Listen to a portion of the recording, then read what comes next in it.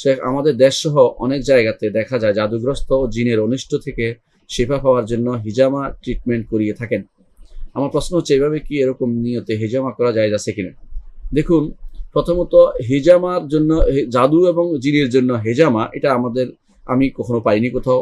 আমি জানি না এটা কোত্থেকে কেউ বলে থাকে।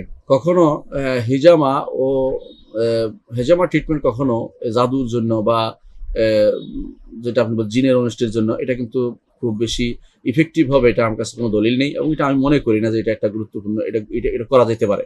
এটা না করে আপনি যেটা করবেন জিন এবং জাদুর জন্য, আপনি সকাল বিকালের আজকারগুলো পড়বেন এবং সকাল বিকালের দোয়াগুলো পড়বেন। বিশেষ করে বিসমিল্লাহির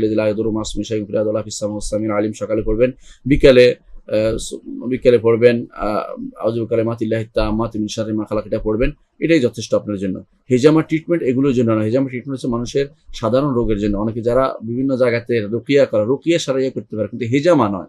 রুকিয়া সারাইয়া করতে পারে এই জিনের জন্য, জাদুর জন্য। রুকিয়া সারাইয়া তো ঝাড়ফুঁক করা সেটা জায়েজ আছে শরীয়তগত, অর্থাৎ শরীয়তে নিষিদ্ধ নয়। এমন জিনিস দিয়ে কাউকে ফু দেওয়া বা ঝাড় করা এটা জায়েজ আছে, এবং কোরআন সুন্নাতে এটা রাসূলুল্লাহ সাল্লাল্লাহু আলাইহি ওয়াসাল্লাম হাদিসে এটা নিষিদ্ধ নয়, এবং রাসূলুল্লাহ সাল্লাল্লাহু আলাইহি ওয়াসাল্লাম এটা করেছেন এবং তিনি করার জন্য অনুমোদন করেছেন। তাহলে আমরা করতে পারেন সেটা, এটা সমস্যা নেই। কিন্তু হিজামা ট্রিটমেন্টটা এই জাদুর জন্য আর জিনের জন্য করা, এটার কোনো দলিল আমি পাইনি।